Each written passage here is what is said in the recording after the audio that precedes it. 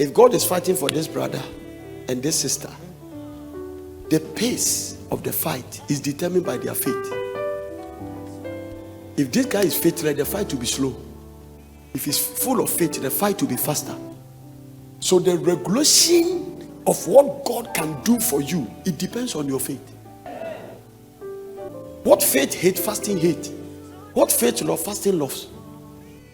So you cannot separate the two. That's why Jesus said, this kind does not go except by fasting and prayer. And before he said that, he said, because of your unbelief. So you cannot be a giant of faith when you don't add fasting to the equation. Fasting does not bring faith. No. Faith cometh. There is a way. If you don't have faith, God give you the method to have faith. So you don't fast to get faith. Faith comes by hearing, but you fast to destroy unbelief. The reason your faith is not getting through is because of unbelief. If you put block under a car, no matter you are speeding, the block will not move because there's a choke.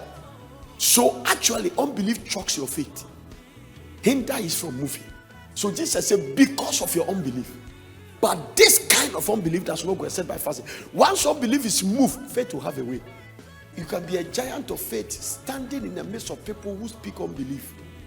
So Isaiah said, I am a man of unclean lips. I dwell in the people of unclean lips. And because he dwell in them, he make him unclean. So your environment can affect your movement. And your environment can affect your state spiritually. That is why you should not equally be yoked together with unbelievers. Because they will contaminate you. There was no poverty until Satan saw prosperity.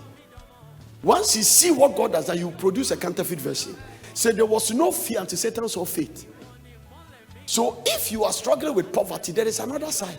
And the poverty is not from God. Fear is not from God. The Bible tells us of the beginning and the end of great warfare. It's the book of Galatians. For the flesh lusted against the spirit, and the spirit against the flesh. So there is a battle there.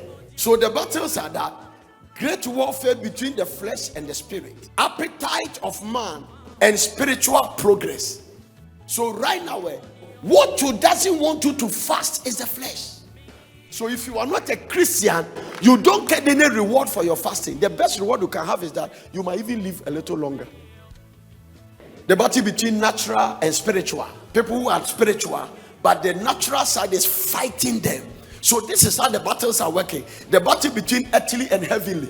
So it's a battle between earthly and heavenly. You want to live in a heavenly realm, but the earthly realm is driving you. The battle between lower forces and higher forces. Higher forces are angels, lower forces are demons, and there's a battle.